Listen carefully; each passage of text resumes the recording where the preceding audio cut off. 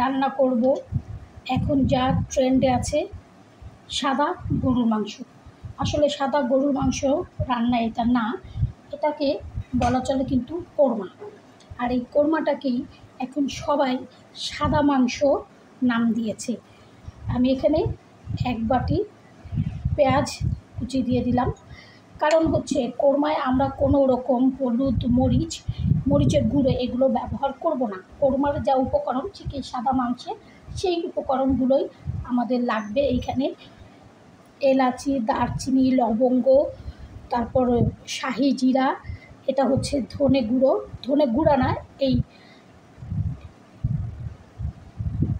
মশলাটার নামই হচ্ছে রাঁধুনি। এই রাঁধুনি সব একসাথে আমি এখানে অ্যাড করে দেব। তারপরে দিতে হবে কিন্তু আমাদের আদা রসুন বাটা আছে। আদা রসুন বাটাটা অনেকে দেখছি যে হালকা একটু থেতো করে দিয়ে দিচ্ছে, কিন্তু এখানে আমরা কিন্তু পেস্টটাও দিতে পারি, এটা কোনো বাধ্যকতা আমাদের নেই। আর দিয়ে দেবো জিরা গুঁড়ো, অল্প পরিমাণ, জিরা গুঁড়ো বেশি দিব না। তারপরে হচ্ছে ধনে গুঁড়ো, ব্যাস। এই গুঁড়ো মশলা কিন্তু এগুলোই। এরপরে হচ্ছে আমাদের এখানে যেটা জায়ফল, জয়ত্রী, এগুলো সব আমি পেস্ট করে নিয়ে এগুলো দিয়ে দেবো। তারপরে হচ্ছে এখানে পেঁয়াজ বাটা, এখানে সব কিছু বাটাগুলোই যাবে, তাহলে রান্নাটা বেশি মজা হবে। এরপরে এখানে হচ্ছে পুদিনা পাতা, ধনে পাতা আর কাঁচামরিচ, রসুন, এগুলো সব পেস্ট করে আমি নিচ্ছি।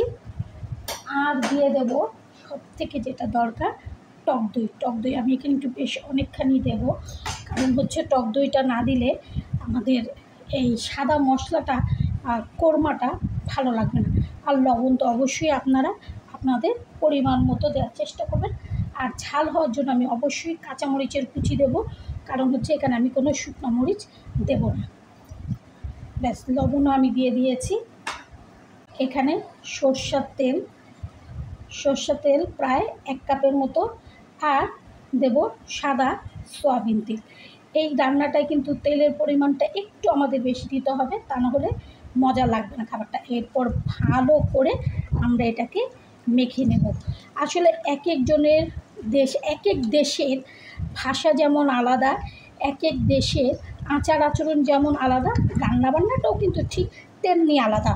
হয়তো কোনো দেশের, আমাদের বাংলাদেশের মধ্যেই যে অনেকগুলো জেলা আছে, ঠিক সেরকম কোনো এক জেলায় হয়তো এটাকে সাদা মাংস বলে। আসলে এটা কিন্তু কোরমা, গরুর কোরমা। এখন এই কোরমা আপনি গরু দিয়েও করতে পারেন, মুরগি দিয়েও করতে পারেন, খাসি দিয়েও করতে পারেন, আবার ডিমের কোরমাও হয়। তো সেটাকে এখন সাদা মাংস বলে তারা চালিয়ে দিচ্ছে। আচ্ছা, যাই হোক, যার ভাষা অনুযায়ী শেষে বলছে, কিন্তু তাই বলে এটা তো সাদা মাংস না।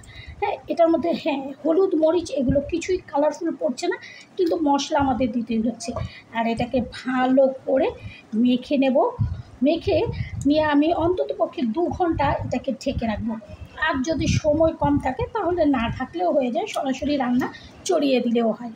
আর এখানে যে পরিমাণে মশলা পড়েছে, টক দই পড়েছে, আমরা প্রথমে কিন্তু মাংসটায় কোনো রকম পানি টানি দিব না, এভাবে করে রেখে দেবো অন্তত 2 ঘন্টা। আর যদি হাতে সময় না থাকে তাহলে সঙ্গে সঙ্গে রান্নাটা চড়িয়ে ফেলা যায়, এতে কোনো অসুবিধা হবে না।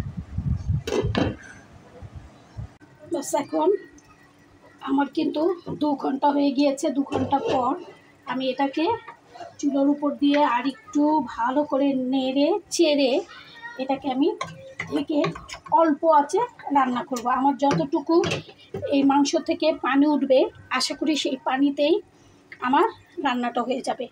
আমি চুলাটা এখন ধরিয়ে দিয়েছি। ব্যাস, এটা অল্প আঁচে হতে থাকুক। যদি মনে করি যে পানি লাগবে তখনই পানি দেব, এছাড়া দেওয়ার দরকার নেই। এছাড়া পরিবর্তে আমি এখানে দুধ দিয়ে দেবো, 1 বাটি দুধ দিয়ে দিলাম। এই দুধটা দিয়েই আমার রান্নাটা আজকে আমি কমপ্লিট করব। একদম পানি অ্যাড হবে না। এখন যেভাবেই বলতে চান, যদি বলেন সাদা গরুর মাংস তাহলে ওটাও ঠিক আছে, আর যদি বলেন গরুর মাংসের কোরমা তাহলে সেটাও ঠিক আছে। ইচ্ছেটা আপনাদের ওপর, বলার ধরনটাও আপনাদের ওপর। আমার অনুযায়ী আমি বললাম, আপনাদের বোঝার অনুযায়ী আপনারা বুঝে নেবেন। ঢেকে দিলাম। এখন এটা আস্তে আস্তে রান্না হতে থাকুক। আবার আমি প্রায় 30 মিনিট পরে ফিরে আসব।